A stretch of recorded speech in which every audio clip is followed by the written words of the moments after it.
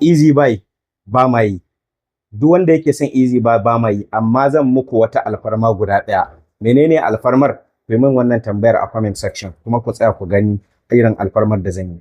Wannan wayar ita ce Tititall 17 Pro Max, kamar yadda kuke gani, waya mai capacity da duk manyan wayoyin duniya, tana cikin wayoyi masu sauƙi a manyan wayoyi na duniya. Me yasa na ce haka? Ku biyo ni domin ku ji hujjata. Wannan memorin ta shine 512, memorin kwamfuta kenan. Ma'ana giga 512. La ilaha illallah.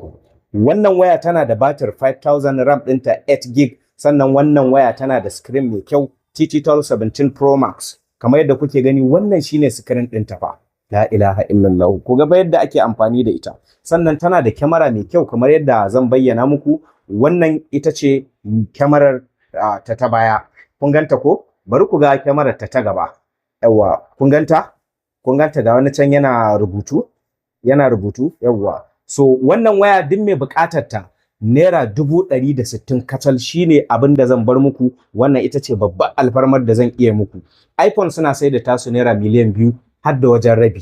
To ni zan bar muku 160. Duk wannan kuma kun san abin da zai baku mamaki, network ɗinta 5G. Idan ka siye ta 160 zan baka wasu abubuwa kamar yadda kuke gani. Wannan earpiece ne mai kan Type-C. Zan baka har da shi, ga kuma kan charger ta akan 160, sannan ga kuma wannan USB mai capacity duk akan 160, sannan ga wannan abin cire layi ne duka a 160, sannan ga wata ga wani cable me yake da suna screen guard duka akan 160, sannan ga wata kwabar kun ganta akan 160, sannan akwai wata kwabar ita ma. In ka sai waya ɗaya fa duk zan haɗa ma waɗannan abubuwan. Nagode, ka ɗau namba ta kai min magana a WhatsApp sai na ji ka. Nagode.